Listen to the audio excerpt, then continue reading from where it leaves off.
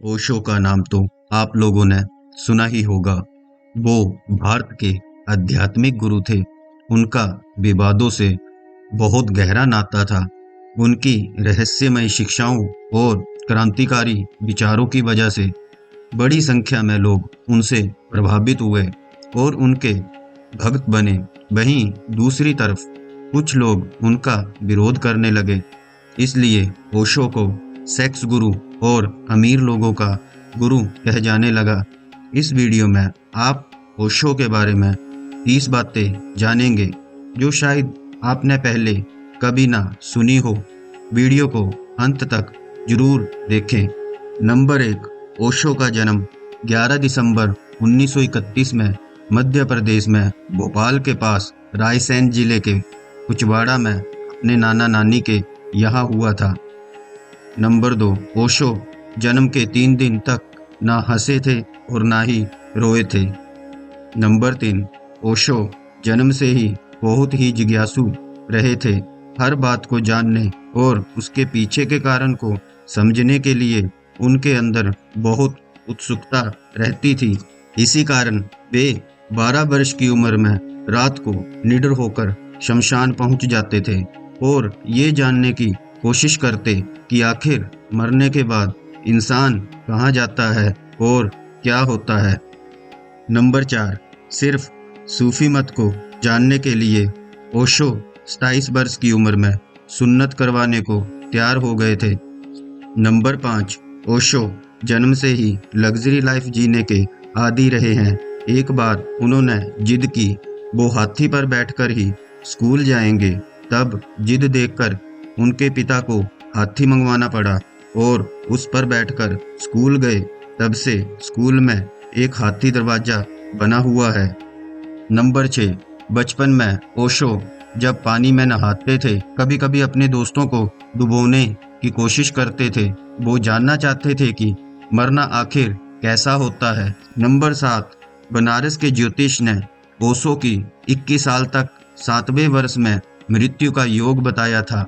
14 वर्ष की उम्र में वे 7 दिनों तक एक मंदिर में मौत का इंतजार करते रहे। इस दौरान एक सांप भी आया लेकिन वापिस चला गया।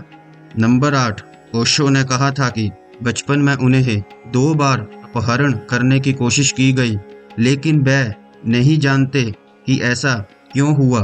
नंबर 9, जिस मोल श्री वृक्ष के नीचे ओशो को संबोधि ज्ञान की प्राप्ति हुई थी वह वृक्ष जब्बलपुर के भबरलाल पार्क में स्थित है। नंबर 10, संबोधि यानी ज्ञान प्राप्त होने के बाद भी उन्होंने अपनी पढ़ाई को जारी रखा और सागर यूनिवर्सिटी से फिलॉसफी में first class first gold medalist रहकर एमए की डिग्री ली थी। नंबर 11, ओशो का कहना था कि उनका पूर्व जन्म 700 साल पहले तिब्बत में हुआ था। पिछले जन्म में वे वो काम पूरे नहीं कर पाए थे। उनको पूरा करने के लिए ये जन्म लिया है और इस जन्म के लिए माता पिता को भी खुद चुना है। नंबर 12, ओशो उच्च कोटि के वक्ता थे। उनका बोलने पर इतना कंट्रोल था कि जो बोल दिया वही आखिरी हो गया। माफ करना, मेरा मतलब ये नहीं था, इस तरह के शब्दों का इस्तेमाल कभी भी नहीं किया। नंबर 13, ओशो कितने कुशल वक्ता थे।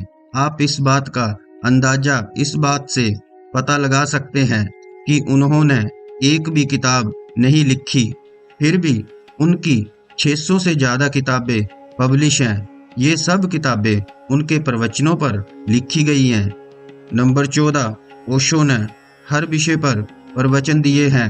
करीब 5500 घंटे के प्रवचन इंग्लिश में और 4800 घंटे के प्रवचन हिंदी में मौजूद हैं। बचपन में भी ऐसा कोई हाई स्कूल नहीं था जहां पर भी बोलकर ओशो ने पुरस्कार ना जीता हो। नंबर 15, अगर साहित्य लेखक की बात ना करें तो सबसे ज़्यादा किताबें ओशो की बिकी हैं। एक साल में 1 मिलियन किताबें भारत में बिकती हैं। नंबर 16, किताबों से ओशो को बहुत लगाव था। वह एक दिन में 3 किताबें पढ़ देते थे। पढ़ने के इतने शौकीन थे कि उनका पूरा दिन प्रवचन के अलावा पढ़ने में निकल जाता था। नंबर 17, शायद आपको सुनकर हैरानी हो, ओशो ने अपने जीवन में 1 लाख से भी ज्यादा किताबों का अध्ययन किया था। एक रिपोर्ट के अनुसार उन्हें 20वीं सदी का सबसे अधिक किताबें पढ़ने वाला पुरुष माना गया। नंबर 18, ओशो को किताबों से बेहद प्रेम था। एक बार उनके पिता ने कहा था कि पहले हमारे घर में एक लाइब्रेरी थी, पर अब लाइब्रेरी में हमारा घर है और हम सब घर वालों को किताबों का ख्याल रखना पड़ता है। ओशो ने कभी भी अपने पिता से किताबों के अलावा किसी और चीज के लिए पैसे नहीं मांगे। नंबर 19, ओशो ने अपनी युवावस्था 3 मनीषियों के साथ गुजारा, जिसमें मग्गा बाबा, पागल बाबा और मस्ती बाबा थे। वे तीनों ओशो के पैर छूते थे। नंबर 20, ओशो को कई बार कॉलेज से निकाला गया क्योंकि वह अपने ज्ञान के बल से प्रोफेसरों से ऐसे सवाल पूछते जिसका जवाब उनके पास नहीं होता था। नंबर 21, ओशो महात्मा गांधी से 10 वर्ष की आयु में पहली बार मिले थे और दूसरी बार उन्होंने गांधी जी का 13 घंटे इंतजार किया था क्योंकि गांधी जी जिस ट्रेन से आ रहे थे वह ट्रेन लेट हो गई थी।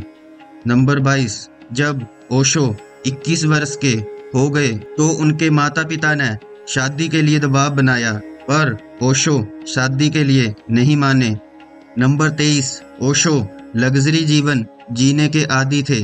उनके पास कई महंगी कारें थी जो कि उनको उनके अनुयायियों ने भेंट की थी। नंबर 24, ओशो सेक्स के ऊपर खुलकर बात करते थे। इस कारण उन्हें क्रिटिसाइज किया गया और उन्हें सेक्स गुरु के नाम से बुलाया जाने लगा। नंबर 25, ओशो पहले अपने नाना नानी के साथ रायसेन जिले के कुचवाड़ा में रहते थे। बाद में जब उनके नाना नानी की मृत्यु हो गई तब वापिस वह अपने माता पिता के पास रहने लगे। नंबर 26, ओशो नास्तिक थे। उन्हें ईश्वर में जरा भी विश्वास नहीं था।